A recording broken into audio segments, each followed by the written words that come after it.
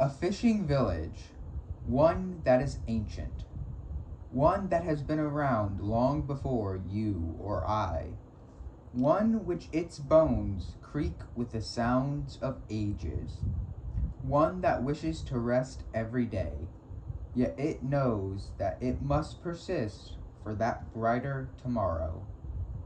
Welcome, listeners, to DOVEPOERT. How's it going, listeners? I hope you are all feeling fantastic. I know I am. Today's prospects are looking bright. Planning has begun on the anniversary celebration. The Church of the Sleeping God has begun campaigns in search of various creatures for the food that will be at the celebration. And the Doveport Historical Society has asked to collaborate with the radio station to produce an upcoming special episode. Well, listeners, an odd pamphlet arrived in my mail this morning. It seems to be from a town remarkably similar to our own, located in the desert. They have a dog park. Oh, but no one is allowed in. They have their own radio station as well. They seem to have lovely mountains nearby, yet the pamphlet does not mention them anywhere. Oh, they just built an opera house, and so far it has glowing reviews. Literally, the reviews on the pamphlet are glowing. It kinda hurts my eyes. Anyway, listeners, maybe I'll visit this place on my next vacation. It sounds great. You crawl through the underbrush. You are starving. However, you can smell something delectable. As you enter a grove, you see the source of the smell. You cannot comprehend it, but that does not matter, because you know food when you see it. Centuries later, you can fully comprehend what transpired, as you know it will soon happen to you. When a god dies, it finds a calm, peaceful place to rest, and it summons a being of the earth to dine on its flesh so that its legacy can continue. You saw a god. You ate a god. You became a god. And now you will die to continue the legacy of a long dead god. The Environmental Protection Agency, protecting the environment at all costs. This just in, listeners, a blue jay and a raccoon have summoned a demon in the park. It is wreaking havoc in the park and in the nearby streets. According to the bird and raccoon, their boss is totally going to fire them for this. Now, who hired a blue jay and a raccoon? What were they hired for, and why they decided to summon a demon? I have no answers for. But what I can do is get an interview with them and find out. Good news, listeners! Local resident Stacy Morgan has finally found a place to stay. Though while you probably expected her to be staying with one of the local residents, that is not the case. Stacy is staying in her own home. Stacy has stated that she will be staying inside for the time being while she figures out what went wrong with her future visit. It has worked for her all these years. She just does not know what went wrong. Welcome back, listeners, to my favorite segment. I love hearing from the children of our quaint little village. They are the future, after all. Our first story is from George Smith. One day, my pa sent me out into the woods to chop some firewood. It was nothing special. I had done that sort of thing all the time. Yet, as I walked into the forest, I felt a strange presence. I didn't pay much attention to it at the time, but now I realize my mistake.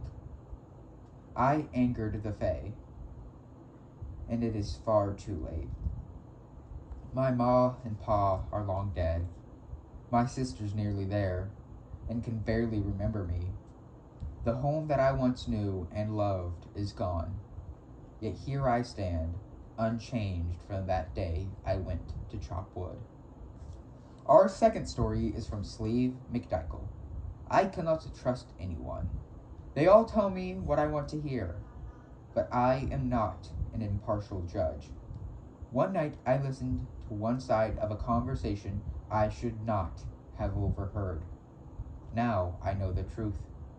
I do not exist. Anyone who has told me otherwise is not truly there. Their eyes are not theirs.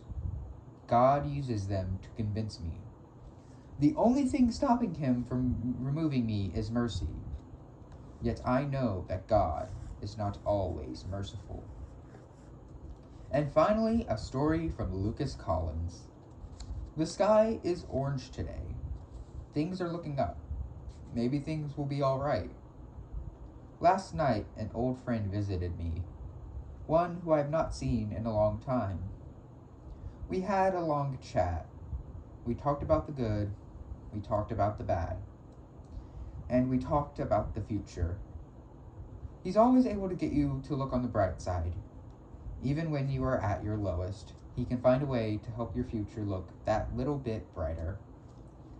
Phobos is the kind of person I wish to be. Thank you, old friend. What a fantastic message, dear listener. There's one that I hope you all can cling to and spread as you go about your days. After conducting an interview with the blue jay and raccoon, I have some more information to share with you. Apparently, the two animals work for someone named Benson, and this person had ordered them to set up chairs in the park for an upcoming event. I do want to point out, listeners, that I have no knowledge of this event, and the animals, when asked to elaborate, would just say, the event, the one with the thing. Eventually, they started to slack off, which they have a habit of doing, apparently, and they somehow summoned a demon via an ear of corn. I am as confused as you are, listeners. I will update you more as the story progresses. Well, listeners, the roads are still washed out from last night's storm. Plus, the demon that has been summoned at the park certainly has not helped. So I recommend staying indoors or at least stay in the neighborhood. And as per usual, the roads leading towards the town hall are non-existent. Listeners, I fear the worst has befallen our community. The village darling pet cat Dave has fallen ill. We do not know at this time if he will make it. Listeners, I implore you to do everything in your power to help Dave. If you have food to spare, send it to Dave. If you have time to spare, spend it with him. If you have neither, then make some. Make food for Dave. Be available for Dave. I do not know what will happen if Dave does not get through this illness. While we may not know the outcome of Dave's illness, we can take solace in the weather.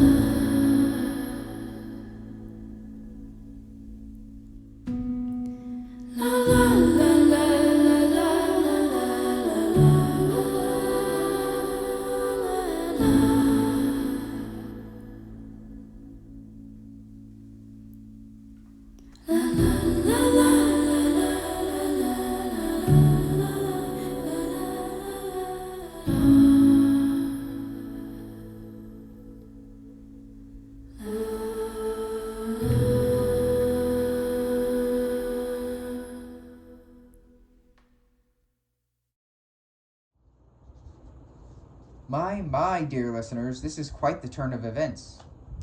Rather than our beautiful park being completely rendered to ash, it has been saved by those that summoned the demon in the first place. Not only that, but they did it while shooting lightning from their fingertips and calling forth steel from the clouds. Who are these woodland critters really? How do they have these powers? And why did the demon explode into 1,000 chili dogs? Here we are, listeners.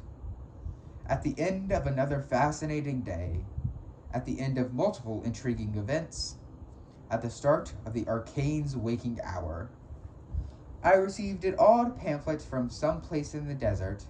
Stacy Morgan finally has a place to stay, yet she still needs to think some things over. And a blue jay and a raccoon use powers of the gods to explode a demon. And so, listeners, I leave you with this message. When you are lost, remember that Danny the dentist is always 8 feet away, even if you cannot see him. Fair seas, DOVEPOERT. Fair seas.